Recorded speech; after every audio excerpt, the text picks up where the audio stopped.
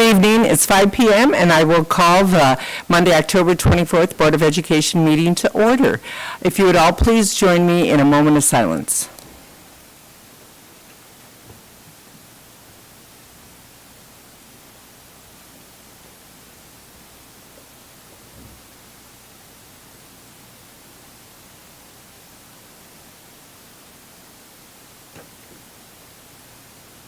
Thank you very much. Would you please stand for the Pledge of Allegiance?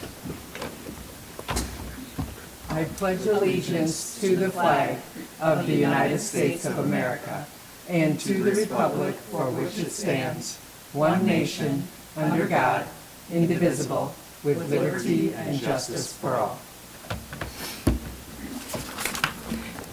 Thank you all. And I tonight will read the mission statement. The Waterloo Schools community commits to a comprehensive system of education and support to assure that each and every student will graduate prepared for college, career, and citizenship as evidenced by continuing education, pursuing a career path, and contributing to a community.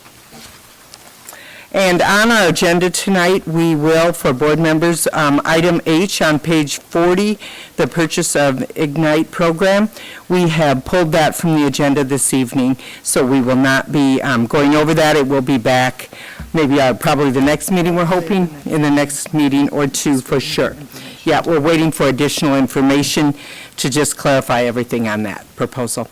So, and also, we are missing Esther this evening and Stacy, so we will go with the 5 of us this evening. Our first is a partnership recognition, and that's on page 1, and that is with Maple Lanes and Becker Elementary. And we have Akwi, Pam, and we have Abigail Norgan here from the lead teacher from Becker Elementary. And we'll let Akwi take care of this, and Maple Lanes has agreed to join the Partners in Education program at Becker Elementary. Becker's current partners include the First Judicial District Department of Correctional Services, Allstate Insurance, Monster Cookies and more, Rose Hill Miracle Church of God in Christ, University of Northern Iowa. And someone from Maple is here to join Akwi. Hi there, come on up. Yeah, absolutely. So thank you so much for that. And as many of us know, our Partners in Education program is just a really phenomenal opportunity for companies and organizations in our community to support our businesses, or support our schools. So thank you so much for joining us at Fred Becker Elementary. If you'd like to say a few words, you certainly can. Sure. Not to put you on the spot. Yeah. Well, I wasn't quite sure if I would have to say any words or anything, but just, you know, we're honored to have this opportunity here.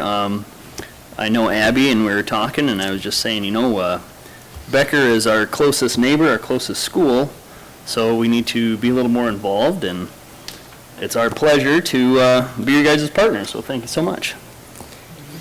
Thank you so much. And thank you. We'll get a picture of you guys with Abby. Yeah, we'll get a picture. Yeah. He's right here. You can at least take a picture.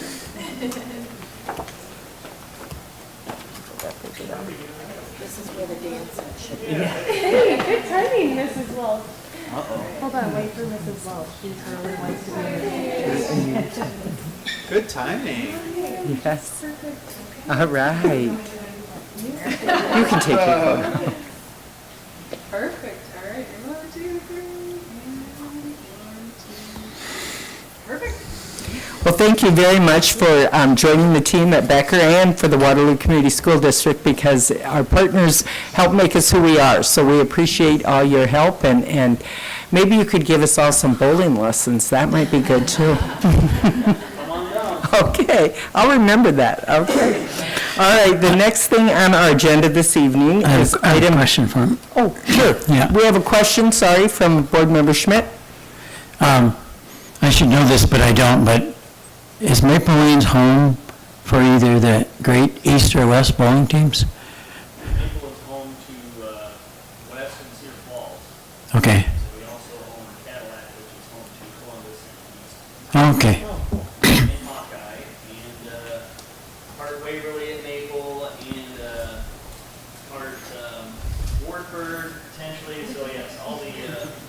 Monopoly. Schools and collegiate are cracks and bolts.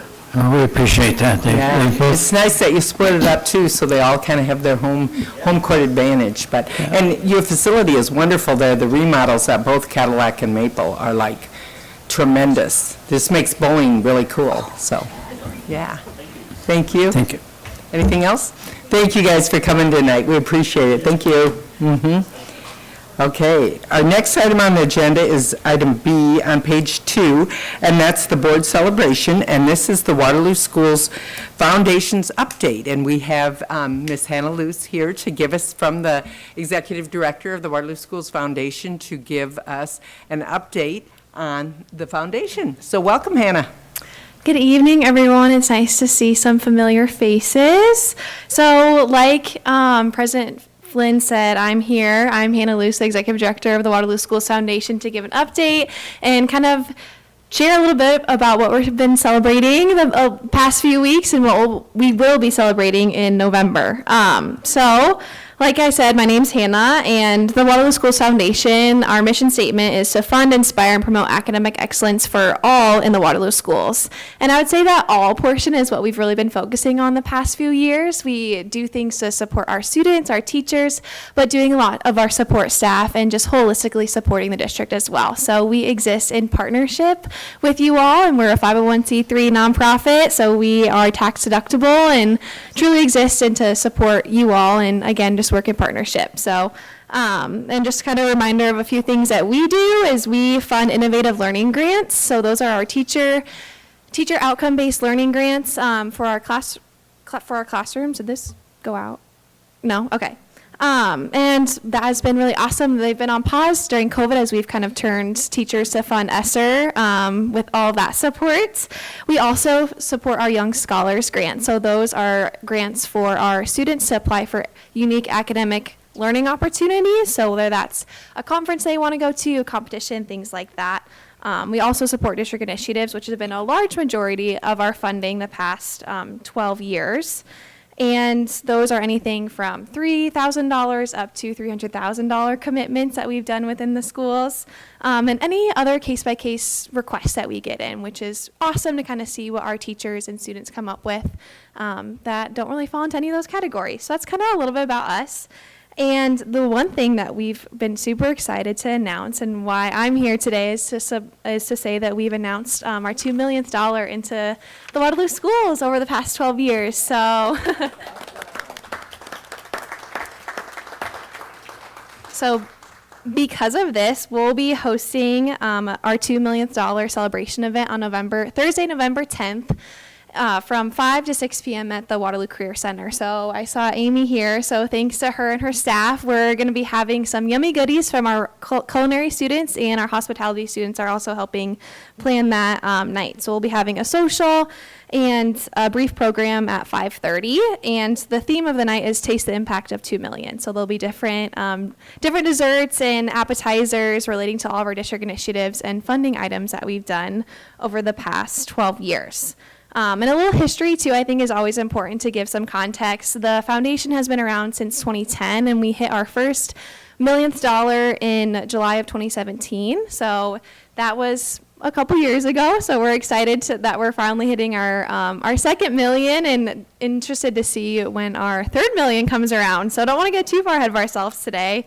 But yeah, and I'd say the one thing that really helped us get to that $2 million is our Teach Waterloo partnership, which has been fantastic, and I'm just excited to see where that goes. So for those of you who may not be as familiar with that program, it supports our support staff of diverse backgrounds to achieve their education degree from UNI free of cost. So there's a bunch of different partners in the community that do stuff with that. So obviously the UNI Foundation, UNI College of Education, John Deere and McElroy Trust are all key partners of that, and the foundation entered into that partnership last October. So we committed $300,000 with the generosity of the late Eleanor Ketchum. So we received a beneficiary request, or not request, but we were a beneficiary of her estate. So because of her, we're able to do that. So I always want to make sure we give her grace and thanks. So that's one thing that really helped us reach that. And kind of looking at all of our other funds, we have about 1.4 million of our dollars have actually been towards district initiatives, which is something I think we don't give a lot of credit to. And some of those here are twice exceptional. So I saw Sharice in the audience. That goes towards supporting our just unique individuals that may be gifted, but may have a learning disability as well, being able to make sure that they have unique academic experiences as well, and that they feel truly valued in our school system. And that's the first in the state to recognize that within our district, and it's not recognized at the state level. So that's something that I know Sharice has put a lot of effort into over the past few years. And I also saw Dan Huff out here. So Coaches Academy, we supported $150,000 for professional development for our coaches, for our coaching staff, to make sure they're able to show up for their students and just be able to be great and continue to learn and be able to support them to their full extent. And then again, Teach Waterloo, a couple other ones. One thing that's also newer is we started over the past 3 years supporting our standard teaching license or reimbursements for our new teachers. So if they have completed their mentor program and have been in the Waterloo schools for 2 years, they have to go and apply for their standard teaching license to be up to date with, state regulations and all of that. So we cover that $100 cost for them. So it's out of our pocket instead of theirs. And it's always a fun day with our mentor coaches where we go and we do those check deposit, or not deposits, but we drop off those checks in the classrooms, because a lot of the teachers don't realize that's what we do. So those are a few things. I have more on here if there's any other questions. But yeah, and then I'd say the other $600,000 were for Young Scholars or Innovative Learning Grants, and those kind of other case-by-case basis requests that have come in. So we're just excited. You all should have gotten an RSVP invite to you. So we're hoping to have you all there, and we'll do a check presentation, the big ones that day. So we're just hoping that you can come and celebrate with us, and it's free and open to the community as well. So anyone's welcome to come. Great, that sounds awesome. And are you going to send invites to staff, all staff? And Yep. So we, on Friday, the communications department sent an email invitation to all staff. They are not getting the hard RSVP invites, but our district leadership team, as well as other administrators, all have hard copy invites sent to them as well. And we invited parents. We've had several parents that have children that have received Young Scholars grants that are coming as well. So again, just free and open to the public. Awesome. Well, we look forward to that. And your collaboration with the district is just immense. And Yeah. it's continuing to, I'm thinking from 10 to 17, we did $1 million. And from 17 to 22, another $1 million. Yeah. So that's just tremendous. So Yeah. thank you so much. And please express that to all your board members, past and present. We'll send a thanks too, but thank you. One smaller project. Oh, that, yeah. I know you're going to go. I'm going with this. They've helped gather some local gift cards for our Be Bold awards, which are employee nominated, peer nominated awards. Mm-hmm. I found out today and Pam knows this, we're going to do our first awards on Monday, and we had 162 nominations in the first week. Yeah. Which really is exciting that we want to celebrate what our colleagues are doing, and also that we're really grasping onto that Be Bold idea. And the fact that we went to the foundation is hey, I think we want to do a little extra on top of, obviously, it's more for the pride of getting the award and the certificate. But we said, hey, could you help us hunt down some local business and local restaurant gift cards, and they've done that for us. Again, it's a little thing but without their help, we would not have been able to do that. And I think that extra little supporting local, shop Waterloo. Black-owned businesses too. Black-owned businesses across the board. It's just a win-win. So I want to thank you guys. Again, little things like that I found that the foundation, Hannah, has been super helpful with. Just want to say thanks. Yeah, and I would say that kind of alludes to what I was saying before too. We have really focused on teacher appreciation over since COVID and post-COVID, because our classrooms and our teachers can't pour for an empty cup. So it's really important that we make sure that we're supporting them. And I know the district has done various ways of doing that, and I'm just glad that we're both on the same page and making sure that our teachers feel appreciated, and they do, and our community is recognizing that as well. So excited for that partnership and to see what comes from those Be Bold awards. Dr. Smith, yeah. Any other questions at all? Questions or comments from any board members? Okay. Well, thank you again for coming and updating us, and we look forward to November 10th. That'll be exciting. Yeah, thank you all. Yes. The next item on our agenda this evening is information from individuals and delegations. This is an opportunity where those who wish to address the school board may do so. Please keep your comments to 3 minutes or less. Mrs. Arndorfer, to my left, will hold up a yellow card when you have 30 seconds remaining and a red card when your time has expired. At that time, I will ask you to please conclude your public remarks. Please also keep your comments respectful and constructive. We're all here with the goal of trying to help our students. Also, please avoid criticizing the job performance of specific employees of the school district. Personnel matters are confidential and must be handled through the proper channels and not in this public forum. Finally, we provide this as an opportunity for public comments, but it generally is not a back-and-forth discussion, especially for items that are not on our agenda. At times, we will try to help if we can with information before or after this meeting, but we have to proceed with our board meeting agenda items. With that, I invite anyone who wishes to address the board to please come forward, turn on the green light, and start by stating your name and your home address.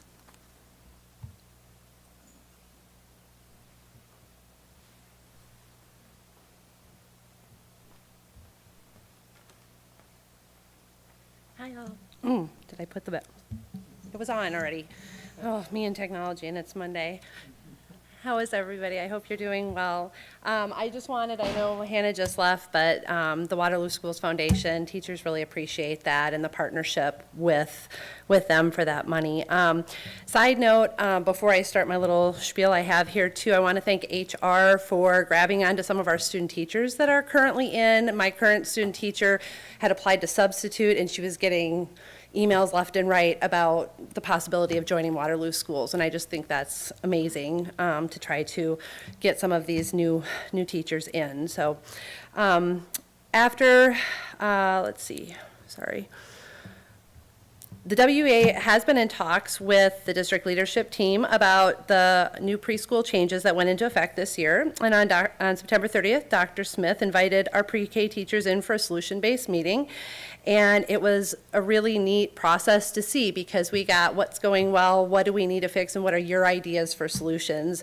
And I think that really empowered teachers and made them feel good about being a part of the process. And I know that there's continued meetings that are going to be happening this week, and then contact again with the teachers about that information. In addition, our teacher voices were represented at all of the dress code committee meetings, and we appreciated that. Those are such important meetings that affect us on a daily basis, and it was great to be able to hear multiple teachers have their viewpoints heard. This month, just as kind of an update, we are continuing to be a part of conversations with district leadership surrounding special education, substitutes, and the TLC program. So thank you very much. Thank you, Jody. Is there anyone else in the audience that would like to approach the board? Okay, seeing none, we will move on to our next item on our agenda, which is the consent agenda. And tonight that consists of 4 items. Items C is the minutes of the October 10, 22 regular board meeting. Item D is the personnel appointments and adjustments. Item E is the bills due and payable and bills paid between board meetings. And we do not have Michael here tonight, so just a note, board. And item F is the delegate assembly representative. Are there any of those items that board members would like to have removed? Okay.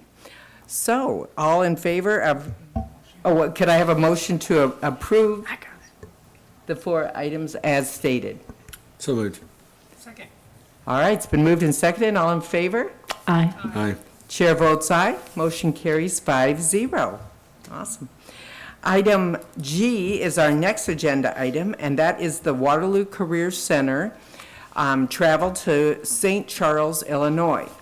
And the superintendent's recommendation is that the Board of Education approve travel for the WCC Introduction to Cybersecurity students and staff to attend the Cyber Force Collegiate Competition in St. Charles, Illinois, November 4th and 5th, 2022.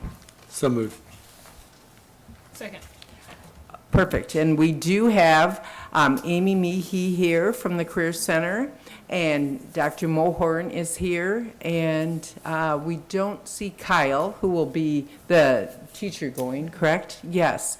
But a little background, it is, Amy is seeking approval for 5 students and 1 teacher, which is Kyle, from the Career Center Introduction to Cybersecurity class to travel St. Charles. The purpose of the trip is to provide students the opportunity for real-world experiences through a college-level competition. The students will pay for their food and hotel, with the only potential cost to the district being transportation. They will leave Friday, November 4th, and return Saturday, November 5th.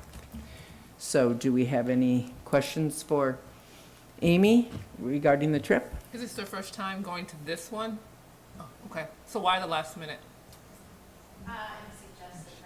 Can you come to the, thank you.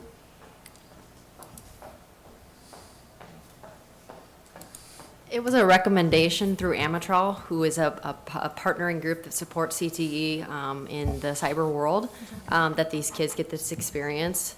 It puts them in a real-world experience where I guess you can't get any better than that, where they're faced with a scenario and then have to work together. So just more exposure to those real situations in cyber. I can give you a little description on an overview, I think kind of helps. The Cyberforce competition has been a pinnacle of workforce development for the Department of Energy, National Laboratories, and Industries. Through the Cyberforce competition, DOE has worked to increase hands-on cyber education to college students and professionals, awareness into critical infrastructure and cybersecurity nexus, basic understanding of cybersecurity within a real-world scenario. How many kids are in that intro class? 8 kids currently, so these 5 is actually a combination of 3 current students that are interested and could participate, and 2 past graduates that are attending Hawkeye and Iowa State currently. So my understanding is they'll be competing as Hawkeye students That's because this is really a college-level competition. Yep. This is a tremendous opportunity. I don't understand much of it, which is probably a good thing. Lyle, you didn't say that. You did not say that. Oh, this cybersecurity, I mean, it's just a whole different world. Get it, we're all in trouble. We're like, if you don't get it, we're all in trouble. And so we really do need students, if they have an aptitude at all, to follow that, and this should encourage these students and others, so really appreciate you. Absolutely. Supporting Come out and this. see the new room. We've got all the equipment and technologies all put together. It's pretty impressive. Cool, that's awesome. Maybe we could have tours on the foundation night prior to. Yeah. Make that happen. Okay, awesome. All right, so all in favor? Aye. Aye. Any opposed? Chair votes aye. Motion carried 5-0. Thank you very much. you. And if you'd have them, let us know, somebody let us know how they do, and especially for the current students, it's kind of cool to see if they could come even, or tell us, write us something how they enjoyed the experience. Will do. Thank you. Thank you. Okay, the next item on our agenda is item I, purchase of songwriting composition lab curriculum. And we have Dr. Mohorn here and Cherie Sortman here. Is Travis here? Yes. Okay. And the superintendent's recommendation is that the Board of Education approve the purchase of curriculum for the songwriting and composition lab at a total cost of $51,229.10 as outlined. So moved. Second. Okay. Perfect. Race. Turn and load over here. Right. We're looking for Travis. We went a little quicker on the agenda.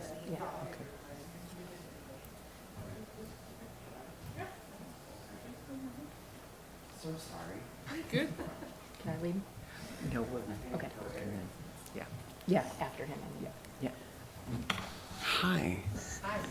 It's me again. Here this evening to propose the songwriting and composition lab curriculum. You'll see in the board exhibit that this is, it started as a pilot. A few years ago, we received some grant funding from the Iowa Music Educators Association and the Waterloo Schools Foundation. Luke Overton and Aaron Garrity Williams, who is here tonight, first piloted this. And it was created much like the guitar courses to address student needs and student interests, especially students of color, and addressing a popular way of music making through beat making, mixing, and editing, but also there's the opportunity to do traditional ways or European standard notation ways. And this has been proving to address students that are not in the traditional ensemble, which is kind of exciting. And it's still growing, and this is the first, or one of the first of its kind in Iowa. The request includes Ableton Live, it's a software, and push controllers. So when you see folks on like TikTok or YouTube or Instagram Reels, which is my favorite, people are like creating on a pad different beats to lay out and do some mixing and some really, really cool creation. Industry standards, and they're giving us like 60+% off of everything. They want it in schools. It's a European company that also has a site here in the States, doing just some great stuff with creation there. I've also worked with Matt O'Brien to secure computers. They've been vetted through Matt. We know how Matt is. Super, super thorough. We got what we need. And then because of the keyboards that we approved in August, looking for stands so that we have a little bit more space in our areas. So just imagine a kid basically on a wheelie chair doing like this back and forth, composing from the computer and the keyboard at the same time, and it's going on the computer. The really exciting thing is that this can be community-based too, in the respect of this is where folks can, or students can learn to maybe mix for their churches, to lead into pathways at the Career Center, like Matt Dunkerton's program in audio production. Just a slew of things. I have Aaron here who can talk more about students just doing the thing and just going to town. So I'm going to step away and I'm going to turn it over to Aaron. Hey, Erin, I have a couple questions. I see that this is for the high school, so one set at East and one set at West. Do you know which rooms this lab will be housed in at the high schools? I can't speak for East, but at West, we've taken a portion of the choir room and a wall has been built, and that room is now housing the piano lab and potentially this computer lab. So is this going to be a course that gets eventually added to the course catalog, like a class in this in this sort of this ability here? It is already in the program of studies. Very good. Yeah.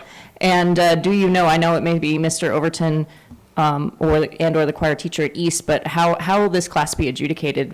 Do they have to do compositions? Do they have deadlines for that? Well, this is the second year of the course, and right now at West High, I have 10 kids in the course, and it's project-based.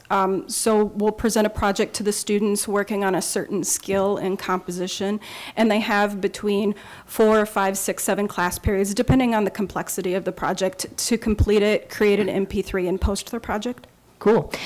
So maybe this next question is maybe for Travis and you, but we've got between 3 and 4 music teachers in each high school, and teaching the big ensembles and the lessons for all of the students. And we've added, courses in guitar, and we've added courses in music theory, and we're adding this now. Do we still have enough time? Do we still have enough time for pull-out lessons for the kids that are in the instrumental music programs? Dramatic pause, I suppose. The answer is yes, with conditions, I would say, because it really depends on how someone's building their schedule and how scheduling happens at the high schools. I know that can be a struggle. I would say pie in the sky would say that eventually it'd be really cool to see some popular music tracks being built into our high school paths, so that with additional staff, that could alleviate some lesson time for our teachers and for our ensemble-based teachers to then have them maybe travel to middle schools or whatever the case might be.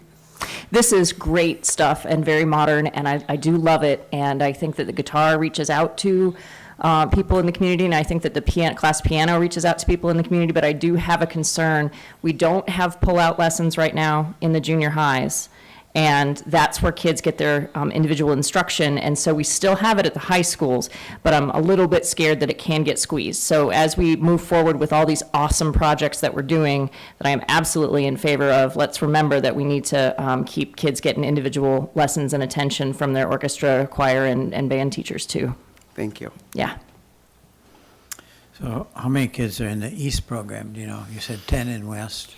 I think it's roughly the same at East. I haven't checked those numbers today. And was it the same last year in the pilot program? No, so I think we had 3. At West, we had, Yeah. at the beginning of the year, I think we started with 8 students, and those completed the final project of the semester. We were at 5. So how does recruiting work? Is it the counselors or is it the music teachers, or how are we getting these students? It's a bit of everything. I've had the luxury, the experience of working with the Charisse Ortman, and so really working on checking in with counselors and visiting with music teachers about the 4-year plan and actually how to encourage students to sign up for whatever artistic opportunity they'd want in high school. So it's kind of word of mouth, and it's also, I think, just teachers saying, hey, you might be really interested in this, or just checking out word of mouth from student to student. And speaking of which, just curiosity, the kids that are in this class now, are they in other music ensembles that have just been like, hey, let me try this thing, or are they kids that aren't in ensembles now that have heard about this and want to be in it? Of the 10 students, I have 1 student who also plays clarinet and band. I believe there's also 1 other student that sings in the treble choir, but generally the students are not in any other music. I do recruit from the guitar classes. Since the guitar class is only 2 years, we also encourage the students to take a year of piano and then take a year of songwriting. So we do have 4 years worth of classes now for a student who may not be interested as much in our traditional ensembles. Well planned, thank you. So with this purchase, what will the capacity be? 15 students, 14 or 15 students per class at each site per period. I would eventually like to see if students flourish in this course, that it also becomes an outside of the school day activity to keep kids excited and keeping on at school. And then seeing about how we can then connect with community partners, like I think about Felicia and Cal at the studio, and I think about even churches or other places of worship that could also benefit our community. So the number of periods that you would anticipate is 5, 6? That would be amazing. I'm just trying to get a total capacity. Yeah, I think we could easily see maybe 2 next year, and then as the program grows, I would say over the next 5 to 7 years, we'd probably be able to see 5 sections, if not more, depending.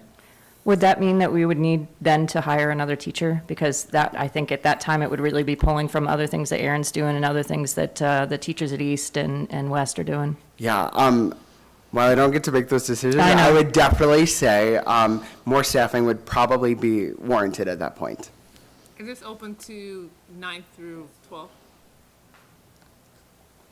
I think the curriculum of studies specifies right now that it's 10 through 12. For those students who are really interested in adding a music class, we do highly encourage 9th graders into the guitar class and then kind of move through the popular music track that way. But this particular class, the curriculum of studies says 10th through 12th. And how many do you currently have in the class? At the West High, we have a class of 10. Perfect. And what is a push controller? I don't even know. It's a really, really neat musical instrument. It's a computer, and it is a grid of probably like 10 buttons by 10 buttons where you can program it with different sounds, whether it be a drum sound or a melodic sound, and it's a tool used for DJing. If you see like DJs, it can be a live performance instrument, or it can be an instrument of composition, where maybe you don't have the skills to sit at the piano, but this is a really interesting way to create music with a computer pad. Kind of adding on the percussion as you go and adding on the clapping and adding on this, and then you can take that back out and put this back in with the buttons sort of thing? It's an entirely layered process, and the Ableton Push controller is a really industry standard, and you'll see a lot of professional DJs using it. Yeah, I think it's really great to introduce the kids to these electronics. I think I'm also really excited because I did a coaching cycle with an elementary teacher last year, and we did like the junior version of this with a free model online, and kids were composing in 5th grade their own like lo-fi hip-hop music, and it got played at, I think, an assembly, and it was featured, I think, on our Facebook page with my colleague Erin Sale, the STEM coach. I think it's really cool too, because then we might be able to have more bridging between like traditional ensembles and this popular music style, to have like recordings be made and layered there. Erin and I were visiting out in the foyer, the lobby, the hallway, the place out the doors, to talk about like maybe with jazz band, it's really cool that we could layer and students could be able to hear those individual parts, and then you can isolate, like, we're in the infancy, but it could be really cool and really powerful. Yeah, I agree, yeah. Cool. I think it's awesome, and I'd like to, if I was a kid, I think that'd be a really cool class, so I think it's, wondering, you had mentioned it being an international company.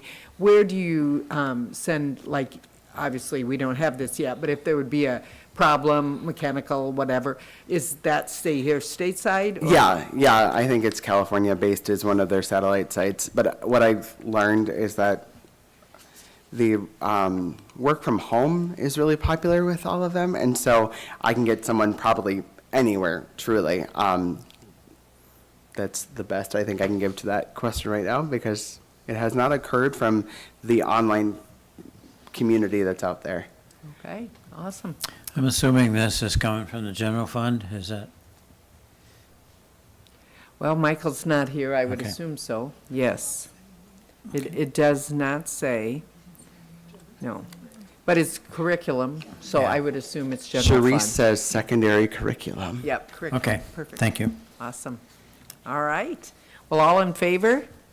Aye. Aye. Aye. Any opposed? Chair votes aye. Motion has carried 5-0. Thank you both very much. We look forward to it. Congratulations, and thanks for your hard work on this.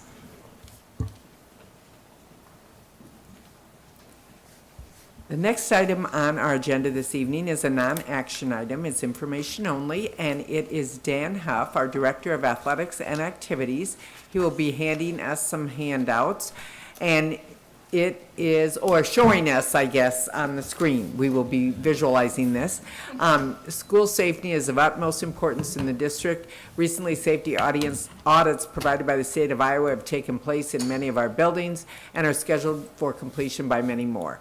He will present to us many precautionary things the district has put in place to keep our students and staff safe.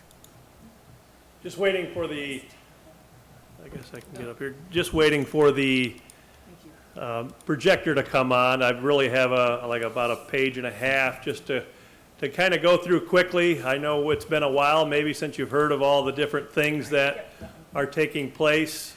Here it's warming up, so we're looking good. As you know, just today even, another tragedy in a St. Louis school happened where there were some fatalities and a school shooting by apparently a 20-year-old. They don't have any motives yet, but it's something that I know is on your mind as a school board. It's certainly on every one of our principals and teachers and superintendent on down that, school safety here is just the highest priority we can possibly make it. I'm going to start off, let me see if I can pull this up here.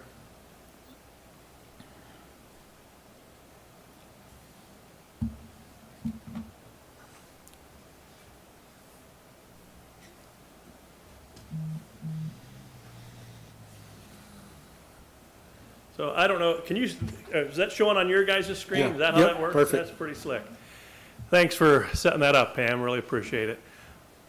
I'm going to start out by saying I've been, since I got here, working with the school safety and mainly making sure our drills will be done properly, meeting our deadlines, and just trying to work with our safety plan. It's very apparent that a person from before my time, there's probably others, but principally Sharon Miller, really put Waterloo schools, I think, on the cutting edge of school safety, not just in Iowa, but across the nation, based on what I've seen. And when I talk to other districts, and we've had a lot of people contact us, can we have this plan? Can we have this curriculum? What do you do here? So I think Waterloo has always been, most recently or even prior, just really putting safety at the forefront. There's a lot of things that are done, active and dangerous intruder, but there's just a ton of stuff being done. As you can look there, those are the 802.1, R1, those are our all hazard crisis plan. It lays out what we're to do. It goes beyond Iowa code, it goes beyond, there are drills and things that we do that are beyond what's required by state law. So it talks about the different things we do there. I'm going to go pretty quick because I think you'll be questions. So I'm not going to really pull up a lot of these things, if that's okay. I will certainly share this, or Pam will, with anybody to look. We have a very detailed emergency operations plan that was developed about 3 years ago in conjunction with the state of Iowa. We followed their plan, and it's a very strong plan. It spells out a lot of things on how we're going to operate. It talks about the Incident Command System, ICS. It talks about NIMS, National Incident Management System. So when we partner with our law enforcement and first responders, we will be having the same vocabulary for what we're doing here. That is also just by design, not a public record by state law. It's not something that someone can say, hey, could we take a look at your plan? You certainly have access, our buildings do, teachers, but it's not something that we are required to share for safety reasons to go into detail of all the stuff. We also have a mobile app. All of our administrators have this thing called My EOP. On my phone, I can pull up all of our plans, what we're supposed to do when we're having an evacuation, what's supposed to happen at the school level, what's supposed to happen at the district level. For all of our different kinds of threats, it has, unification plans. It's really, and then we've just made a staff version of this year, so all the teachers can have on their phone, optionally, if they choose. We don't want them to say they're required to use a phone, but most of them have had the opportunity. It gives them what they should be doing in each of these different scenarios where we would be, whether it be evacuation, whether it be lockdown. This has proved to be very helpful. Another thing that's very nice, it has a list of all of key personnel and their phone numbers that they can punch and get. If any of you would certainly like one, we could set you up with that. Our district incident command team, we've really been, with some new folks on board, we've been taking some time to hone our communication strategies and how we at the district level, superintendent on down, as the incident commander, how we're going to support our buildings when they have different events taking place, different security things. So we have some tabletop things that we're looking at doing. Item 4, checklist for procedures. The principal's checklist, they are the building incident command. They are ultimately responsible for the staff and students in their care. And this is a thing that they go through each year. This is what you're responsible for. They all take it very seriously. They check off, they signed, hey, I'm aware of that.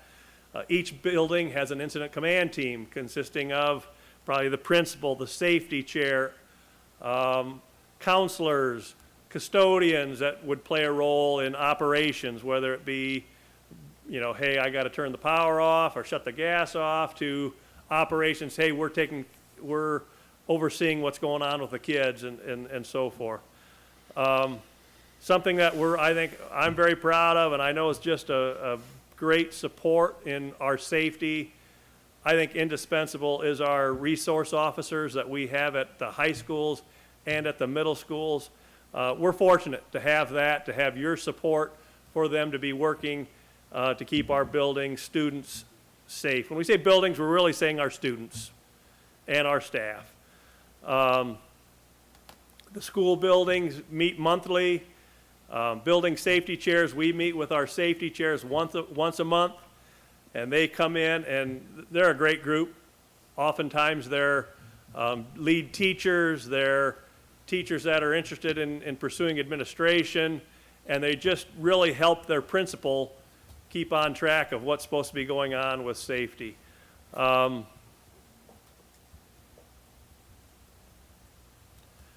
of the things that we have is we have building floor plans, but we want to kind of digitize those even a little bit better.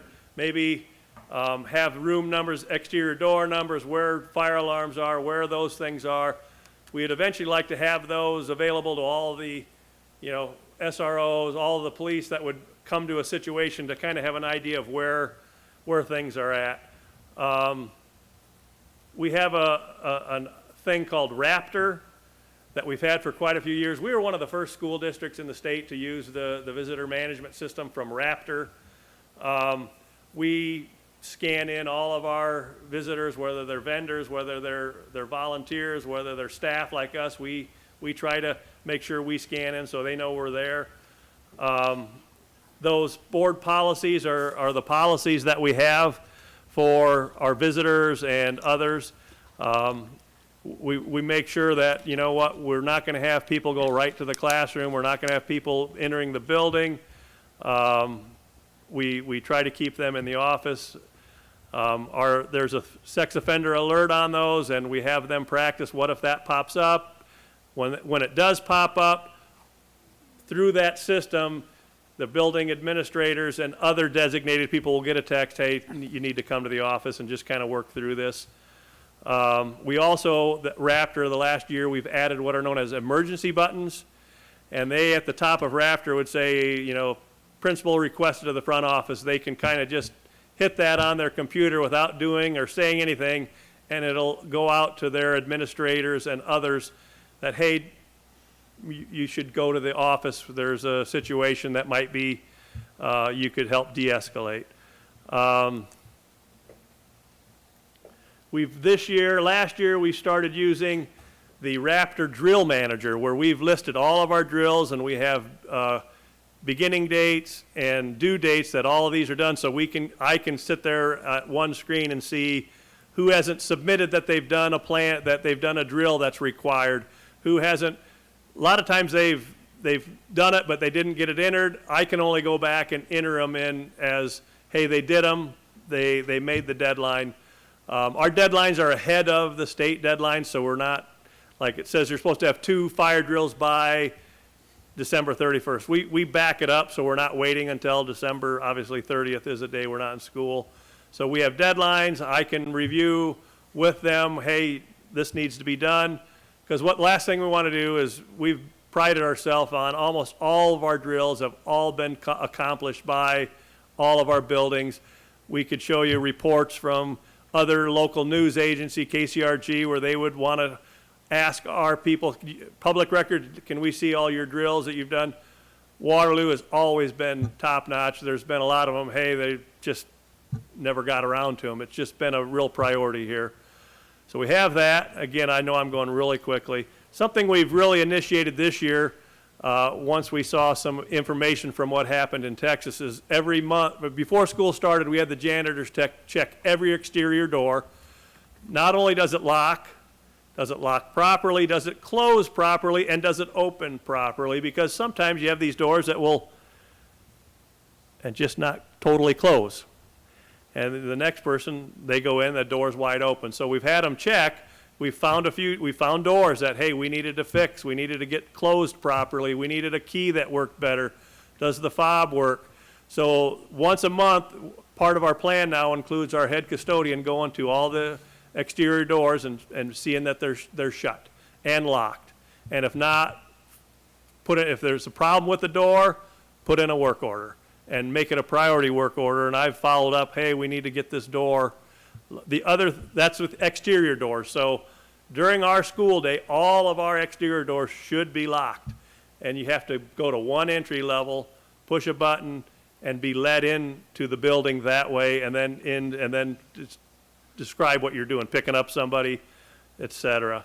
One thing that's also part of our key thing, and this has been for quite a while, after hours, should there be something happening, or even during the school day, all squad cars, Waterloo Police Department, they have one of our key fobs that gets them into any building that has, any door that has a key fob, gets them into that. So they're able to respond after hours if they need to, and get into the buildings if there was an alarm sound. We've also had our custodians before school start to check to see if all classroom doors can lock and shut and open properly. And we found some ones that we needed to work on, that needed to be repaired or needed to be fixed. And then what I'm coming to here is, so we're making sure, and we've also asked teachers to, hey, check your door. Can you lock it properly? One of the things you'll see is when we get to the vulnerability, it's much preferable, much safer if the door can be locked from the inside and not having to go out into the hall and expose yourself if we called a lockdown. So that's one of the things we're learning from our vulnerability assessment, that we might want to put some resources to if there are some doors that way, to look at making them so you can lock on the inside. I have a question on Yep. that. I think Lowell has the most modern system, and I went through that and explored a little bit. But the locking of the classroom door, ideally, the teacher can unlock it without walking over there. Otherwise, from their computer. Otherwise, what's likely to happen is they're not going to lock it, because every time a kid goes to the restroom or something, so it becomes a real nuisance. So if we're going to do it, it needs to be such that the teacher can allow that entry without physically going to the door. Yeah. So I think the Lowell doors could be modified but it would take a modification because they're not currently that way, I believe. No. And right now, we're not requiring our doors to be locked during class time, the classroom doors. But yeah, if we were to do a lockdown, number one, you'd have to, what we want our teachers to be able to do, can they quickly lock their door? Do they know where their key is? Sometimes if it's in a drawer or whatever, when we say, hey, it's time to lock down, for various reasons, we want them to be able to lock their door. Preferably, we'd want the locking mechanism key to be on the inside of the door so they don't have to go out into the hallway. Yeah, best practice would be a one button push and your door gets locked. And that would be really quick to be able to just one button push and it automatically locks your door. Is that what you're describing? And I don't know if the building has been designed like, hey, all you got to do is add this one feature, or would it be a reworking and a rewiring of the doors? Probably so. And I would like to get teacher input before that would ever be. Yeah. Oh, for sure, for sure. Going further down here is, one of the things that's really important is communication, just on a day-to-day basis, hour-to-hour basis, is we've really provided our building principals with the ability to get as many radios as they feel like they need within reason to communicate together. When a class goes out for recess, we want the supervisor, the teacher out there to have a radio. So if we need to call and say, hey, bad weather's just been declared, warning, please return back to the building. Or they could call the front office. I just had a Johnny fell down and really got injured. We need to call 911, et cetera. So we have a list there. We have all admin, any security personnel, front office, nurse, school resource officer, daytime custodians, available for outdoor recess P. We want our people to be able to communicate efficiently and quickly when there's an issue that needs to happen. It beats trying to call somebody on a cell phone. Hey, I'll call them and tell them, hey, you need to come in for. versus on the radio, hey, we need you to come inside. So we're really, I know the finance department has been very good. Hey, this is a definite safety need. So buildings and people in the buildings can communicate efficiently. We all have building go kits that have vests, flashlights, first aid kits, lists of all the students and their contacts, so they're ready to go. If they need to evacuate, they can take that with them. Each classroom has a little thing that shows all the things they're supposed to do. We also have item 16, we have a very good, solid athletic activities, events, planning and safety guide. Lists all of our venues, how much they hold, what kind of capacity they have, where they're located, pictures of them, and it really is a good way for us if we're planning our stuff. All of our buildings, thank you to Mindy Benson and prior to that Lori Glover of Black Hawk Emergency Management, we all can request weather radios that they can put in their office, and it'll let them know when there's a warning or a watch. We have one in the ESC as well.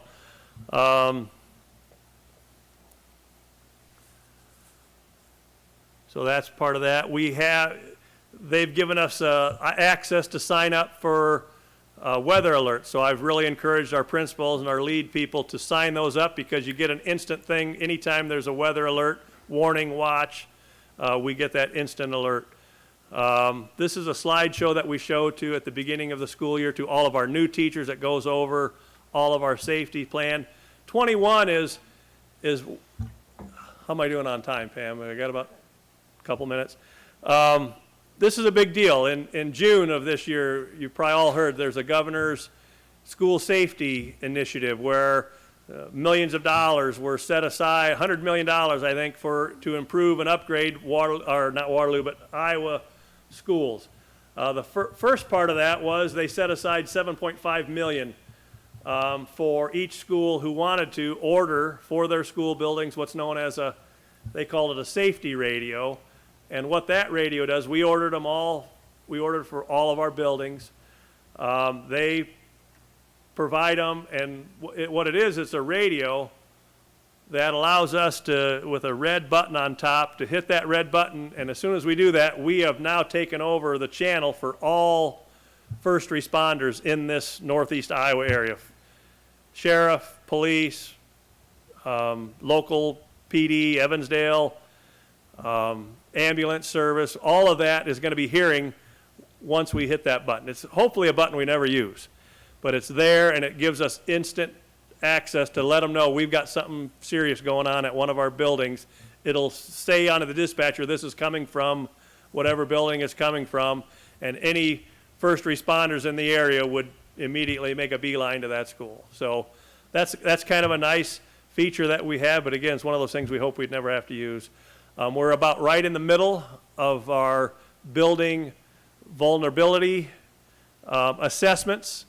That's where they come out to our school, and they have these people that have been trained, and they're usually security type people.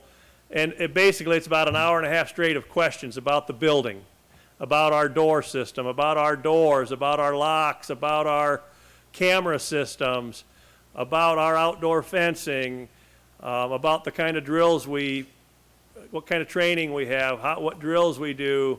So that what they're doing is they're just gathering information about what we have, and then 2 or 3 months from now, they'll probably give us a report that says, here's some things you might want to consider.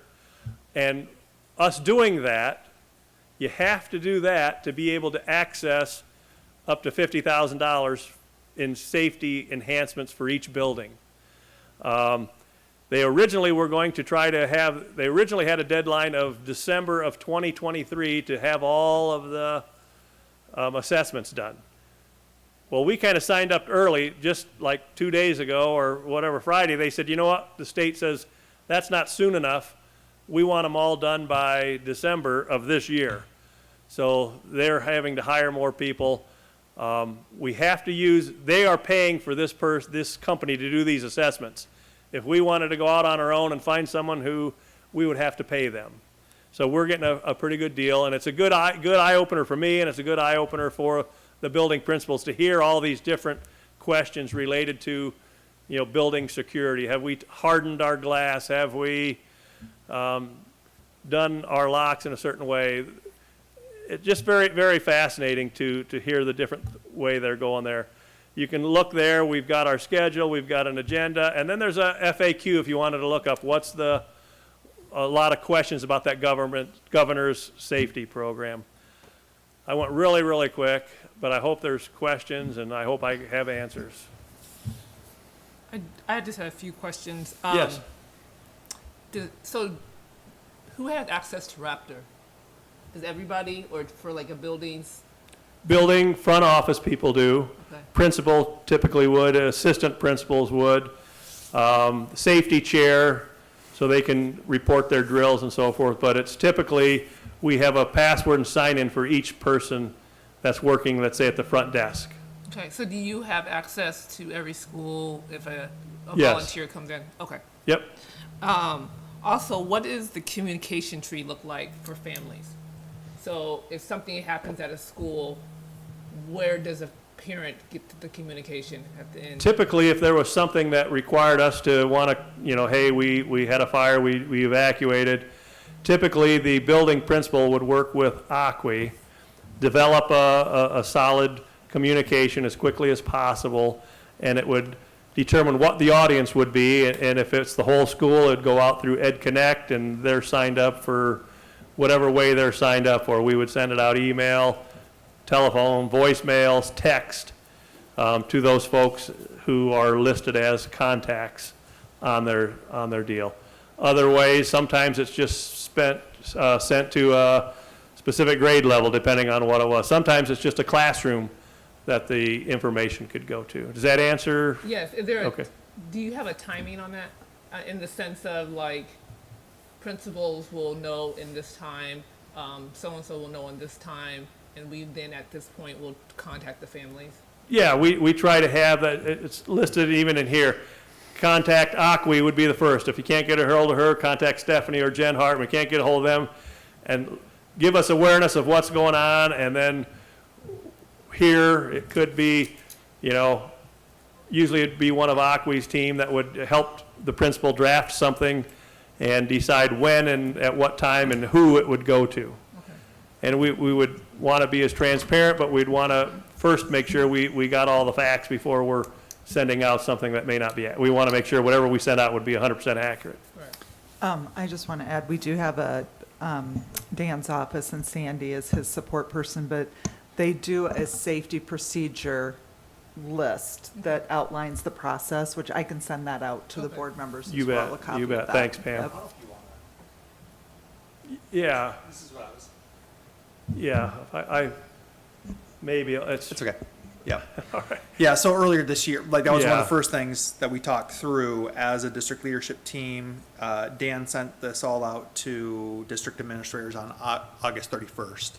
Kind of that chain of command when that happens. I will say I've been really impressed. Again, big system. We have here 1,700 employees, 10,000 kids, but I feel like we do, from my early indication on this, a really good job of, we're constantly throughout the day, there's an ongoing thread of what's going on in different buildings. At first, I almost thought, I'm a communicator. At first, I thought almost like, man, this is almost a little too much, but it's been really good. And when I say in the loop, like there's 9 of us constantly, hey, this is going on in this building. This is going on this building. Hey, who's going where? Stephanie's going there. Akwi's going here. So I know a couple things will probably slip through the cracks at times, but I've been really impressed with thus far with the communication that I've seen from my perspective. Can we always do better? Absolutely. There's going to be times that things that things happen quickly and we're not able to like do exactly what we want, but I've been so far so good. Okay. And I agree. I have this up. I'll forward it to them right now so they can see it. And my last question is that you got the safety radios that, does everybody in the building know how to access and made them available to them? So do teachers know where the safety radios are in the building to be able to use? At some point, I think you said they were ordered for all school buildings from the governor's safety school program, the safety radios. So They may take a couple of months to get in. Oh, The order was due October 21st. Got it. Their design, from what I've been told, is we get one and it's stationary, and it's to be somewhere in the front office, but maybe in the principal's office, somewhere where a youngster couldn't go by and hit it. I did talk to somebody that maybe there would be an opportunity if we really thought they were to take a portable one, so maybe we'd have it out at a football game, maybe a portable one if there's something going on about, but the state provides a stationary, supposed to be plug and play, synced up with all those different entities to communicate, and then there would be training, when should it be used, how should it be used, and all of that, and I think everybody who is, would want to know, here's where it is, and, because it may not be the principal, it may not be there, it's going to maybe be a secretary, maybe it's going to be a lead teacher, maybe it's going to be the custodian that runs in there and hits it. Okay, thank you. That's a great question, though. Is the philosophy and clear, and is the execution pre-planned in terms of the philosophy, I believe these days, in case of an impending threat of violence, is to basically assault the threat, particularly with the SROs. I think that was one of the failures you mentioned, Uvalde. People were waiting for permission. So do you run scenarios in which, in different situations, you make sure the people that you want to act know they're empowered to act? Absolutely. That starts even at the teacher level. First of all, if you've been in education a while, there was a time when, by God, nobody calls at 911. You call the principal's office, and if that person decides to call 911, then they'll do it. But right now, we tell all of our teachers, if you feel like you have to call 911 for any situation, you got a cell phone, you do it. Don't wait and go, geez, a lot of it could be, a staff member had a heart incident, sitting down there, hey, call 911. We don't want to hear, well, it took us 15 minutes to get a hold of the principal to see if we should call 911, and by the way, your spouse didn't make it. We don't want that. We want that. We also tell our teachers that here are our drills, and it says it right in our plan. These plans are really good, except when you get into something, all teachers are empowered and have the responsibility to look at what's actually happening and make a change. If they feel like, it says we're supposed to do X, that's not going to happen, we need to do Y. We had a training last summer, right before school started, where it was a joint training between Waterloo PD and Waterloo Fire Department with their ambulance service out at Orange Elementary. And we had about 15 of us that would play different victims and whatnot, and they would have a scenario. They would have the dispatch call the officers, and those officers went, and they had somebody somewhere in the building making noise that sounded like a gunfire, and their protocol was they're running to neutralize that source, not waiting for backup. And there's a new bureau chief for this governor's safety program who they asked him about that.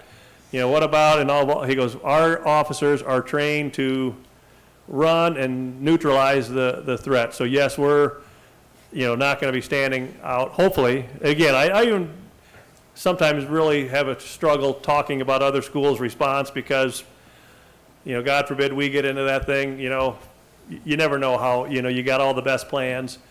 But no, they train for that, and that's certainly, they're empowered to do that.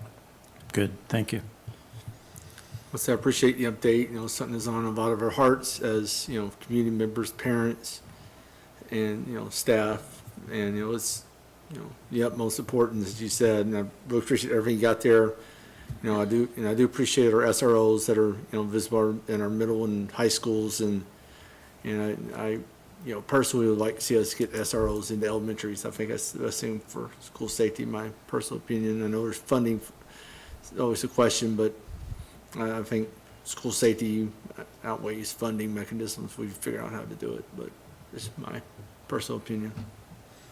Yeah, I think this is the reaction part, and it appears to be very, very good. Appreciate your work on that. But then we have a whole nother piece, which is the prevention part, and that's that's a different different topic. But there's two pieces to this. And has this given, like, substitutes know the protocol and? There's a thing in their door that they're given to, that here's all the instructions. Most schools assign like a buddy teacher, hey, this is your buddy teacher, you know, if that's here, they'll help you in the case of emergency. They're giving a set of keys too, so they can, you know, there was a time when if you were a sub, somebody'd open the door for you, and that was the last you saw of them. They now check out a key to them and check it back in at the end of the day. So that's something. And anyway. And I was wondering too, like, especially at the high school and middle schools, I mean, elementary has it also, but like the multiple entrances, you know, like what would prevent someone, a kid in the building, going to a door that's obscure and letting someone in that door, you know? That's certainly a common issue that especially the high schools deal with, especially when they have, you know, 20-some exits. And another wrinkle in that situation is, it used to be you could kind of, hey, the door class, you know, school starts at 7:45 and you're out of there at 2:45. But with the Career Center, especially, there's a lot of, you know, kids in and out of the building, in and out, and because it's a good thing. But that's added more to that. I know they've got people that kind of monitor those cameras. That's something I didn't mention, is we've really worked hard to make sure in the front offices and in the SRO's office, whether it's mounted on the wall or whether it's just a monitor here that's kind of rolling through different scenes, it allows people to passively to kind of, oh, hey, there looks like what's going on back there. So we try to use those cameras proactively, meaning we're maybe going to prevent something, and forensically what happened after the fact. So that's one of the things we do as well. Another thing we're toying with is, you know, we require our staff to do a lot of, just like everybody does because it's state law, you got to have, you know, bloodborne pathogens, you got to do that, all those different asbestos training and whatnot. We're thinking about creating one that talks about our safety plan and what we expect people to do, so everybody would know what their role is in that, because I think it's a pretty high priority. So that's something we're looking at doing too, to just make sure, you know, everybody's aware of what's going on. Because, you know, one of the slideshows we talk about, or one of the things when I'm in a group with like teachers or staff or whatever, we at the end we kind of say, you know, please raise your hand if you're on the district safety team. Everybody's on the district safety team. Food service, custodian, transportation, admin, counselors, teachers, students, parents. It takes that kind of cooperation and that kind of team. One other thing I didn't mention is the state, we were looking at a program called Anonymous Alerts. It allows students, teachers, parents a number to call in and say, hey, we heard this, or someone's going to do that. We were looking at that, then we found out that the state, through this governor's program, is potentially trying to create a statewide system that they would provide for us that allows people to call in, anonymously call in threats, you know, potential threats, and then we may know about them, you know, and be able to act on those. So a lot of the stuff we rely on is people sharing information. Hey, I saw this on Facebook. Hey, you might want to be aware this person did that. You know, we've had a lot of people who, since we're a pretty large community, someone in the community might be friends on Facebook with somebody who's like, oh, wow, did you see this? Something, threat towards the school or something like that. So it takes all of us to be on the lookout and prevent some of these things, hopefully. Well, any other questions or comments for Dan? We appreciate you coming and updating us on all of this. It's a huge undertaking and task, and I would concur. I was here when Sharon was here too, and she was very devoted to absolutely the safety of the district and keeping it up to code, and so I applaud her efforts years For ago sure. too. For so, sure. But thank you for all your hard work and your team and the safety team, and if we can all play our role in safety, I think that creates the best community. So Absolutely. Thank you. Thank you. Thank you. You know, Sue, just you say that, just a little side note, when I first started with the district, I was Sharon's safety secretary at that time, and I'm telling you what, she knew her safety. Okay, well, that concludes any type of action or information tonight, and we will now move on to the superintendent's report. Got 5 things written down here. I'm just going to piggyback a little bit on what Dan said. I do feel like, I think Sharon set the stage pretty high several years ago. I got to give Dan a lot of credit here. He's very thorough in what he does. I would be surprised if other districts have the level of follow through on the safety meetings that we have. I mean, Dan's constantly running to different buildings, holding safety meetings. And again, there's only so much you can do. I mean, some of these things are unpredictable. It's just very hard to predict what could happen. But I feel like Dan has definitely put us in the best position to combat whatever might happen. On top of that, we're currently actually, very ironically, we're doing Sheena's leading, kind of looking at the safety personnel we have at the secondary level, middle school and high school. And she's collecting this information from each building and really trying to get clear on what each of those safety and behavior individuals is doing in each building. We're going to look just to see if we got the right resources in place. If perhaps there's a gap somewhere in a certain building and like, ooh, they're really shorthanded. Perhaps looking at what we need to do to address that situation personnel wise. So Lyle, you brought it up, or Jesse, you brought it up, I can't remember. But looking to make sure we have the staff in place and really taking a close look. Because right now we think this building has these, across the board, and we're going to take a look at that and see what makes the most sense. So I'm real excited. That's actually something that Sheena's department's working on as we speak. You probably heard the news last night. Cedar Rapids Superintendent Noreen Bush passed away yesterday.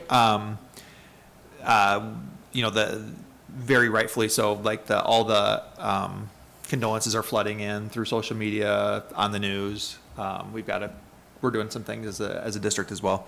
I had the opportunity. I know I'm new to this position, but actually, last year, as she was going through some cancer treatments, had a chance to interview her on my podcast, which I haven't done for a while, but very, very impressive. One of my favorite interviews I've done, and I did like 120 of them. And Noreen was just very thoughtful, very unassuming. Like you never would have known she was going through something as severe as she was. And I think she was just 51. So anyways, it's just being in the UEN and just, a sister district to us. Just want to make sure we're acknowledging that. In case you missed it, on Friday, October 14th, the Waterloo schools were named Partner of the Year by the Boys and Girls Club of the Cedar Valley. So I was there with a few of our other employees, leaders, and we're given that, and we're just really happy with the partnership we've got with the Boys and Girls Club.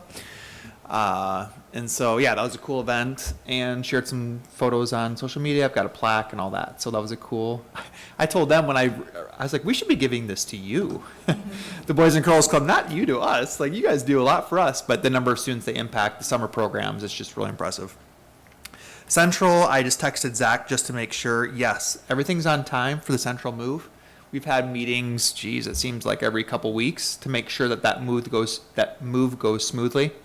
Just a reminder that starting, over winter break really, and then starting second semester, Central students will be moved into the WCC expansion. I think a number of us did a tour, about a month ago, to look at what that looks like. But everything's on pace. I think a month ago we walked through and we're like, okay, this better be on time. And everything, Zach's been doing a really good job of keeping me in the loop on that. Because I said, that's like the only time, we're really going to, if it's not during winter break, we're really going to lose ground on instructional time. So yeah, that's looking pretty good. And I'm just real happy. I heard it earlier. I forget who it was, but the HR department deserves some praise. Like, they're really reaching out, and other, there's other people principals are doing this, special ed's doing this, but reaching out to people for second semester, looking at positions. We're getting ultra creative in what we do. Like, how can we fill these openings, especially looking at the student teachers we've got in the district. So I wasn't sure what all HR was doing, and I met with Anthony and Lorene a couple weeks ago, and I was like, whoa, okay, they're all over this. So I have been active in my, also some of my talks with UNI students, really just trying to promote our district. Who wouldn't? But in collecting that information and making it accessible to our leaders, like, hey, here's some individuals who could potentially teach for second semester. So I know that's came up a few times in our discussions about staffing. I feel like we're chipping away. You probably saw in the staffing tonight, a number of new pairs were hired. So I feel like we're chipping away, we're making some inroads. We're not quite where we want to be, but we're getting there. So that is my update. Do you guys have any questions for me? I did. I was going to ask you, have we started the parent meetings for Central? I don't think yeah, Pam, you might know. I'll take that one. It is in progress. We are scheduled for November. I want to say the first one is November 9th. There are 6 meetings scheduled. There will be 2 at the ESC, and then there's 4 in the buildings, and I can get those dates sent out. A postcard has gone out to families. It's been out on social media, on Facebook, and that type of stuff too. So yes, those are second week into the 3rd week of November. Okay, sounds good. Thank you. I want to clarify. Okay, you're talking about the 8th grade scheduling meetings. Are you talking about the transition meeting? The transition meetings. Oh, yeah. Sorry. I'm sorry. No, Yeah. no. Two different things. Yep, the transition meeting for parents when they come back after, for Central. I wasn't. You're good. Sorry. No, it's okay. It's okay. I was up actually at the AA, the last Central Move meeting, so I don't know that off the top of my head. Okay. But I will get back to you on that Okay. and let you know, because I know that was something we talked about during our tour, was like, we need to make sure that parents are aware. Yes, As absolutely. early as possible, too. Okay. Okay, we'll start with Lyle then. Thank you, Dr. Smith. Yep, I don't have anything in addition. Thanks. Okay, Janelle. Thanks to all the teachers, parents, and coaches who help the students every day. We know this is hard work, and it will pay off. Thank you, Janelle. Let's go to India. I don't have anything tonight. Thank you. Jesse. I think how interesting I just thought of when you were talking about this challenge of what's getting teachers and some of the creative things you're doing, and we had the uniqueness of going to you and I had a special we make Educators Day for potential students who are interested in being teachers. I have a daughter who's interested in being a teacher, and it was a really neat event. I thought you and I did a great job of trying to pull it off. Hopefully maybe we can see how about getting more of our students maybe to take some of those visits there. But it was, she was early, she's only a junior, but still yet, I didn't see a lot of kids from our school district there, and it was right on our back door. And if we got kids that want to be teachers, we should be helping promote them to go over to, it's just a college visit, they get a tour, but it was very focused on kids that want to be educators. And a lot of really useful information in there on what they do and how they try to develop the majors and stuff for them. So. Okay, and I want to thank all of you for coming tonight. We have a little larger audience than we normally do, and that's always good to know that you care and you want to be involved, and we thank you for coming. So I also wanted to mention Noreen Bush, and just from the board, and just offering our condolences to her family. And as Dr. Smith said, with the UEN, she was the current chair of the UEN, which is the Urban Education Network, which is the largest districts in the state. And I just had a Zoom meeting that she was in charge less than a month ago. And she was right there in her Zoom, laying in her bed, and was still very positive and active. And I just thought, just the inspiration that she provided to all of us. And so today I was looking at the Cedar Rapids website, and one of the schools there, the high schools, had written an article on her, and they said that she came to the buildings and we knew that she cared. So I just want to keep encouraging you to go to buildings and let the students know they care. I know you do that, but just, that's a legacy that she left, that she cared about students. So just wanted to add that tonight. And then also, I just wanted to let you know that our next board meeting, we will just have one board meeting in November, and that will be on the 14th here. Then it will be the break, and then in December, we also only have one board meeting, and that will be December 12th. And some of us board members will be traveling to Des Moines in 3 weeks or so to attend the Iowa School Board Association meetings, and that's always an awesome experience, and we get to learn. We have UEN meetings, and we get to glean and learn and find best practices. So I just thank our public for allowing us to attend that, and just to help us learn and make our district better. So with that, if there's nothing else this evening, I would ask for a motion to adjourn. So moved. Second? All in favor? Aye. Aye. No opposed? Chair votes aye. Meeting is adjourned. Thank you for coming.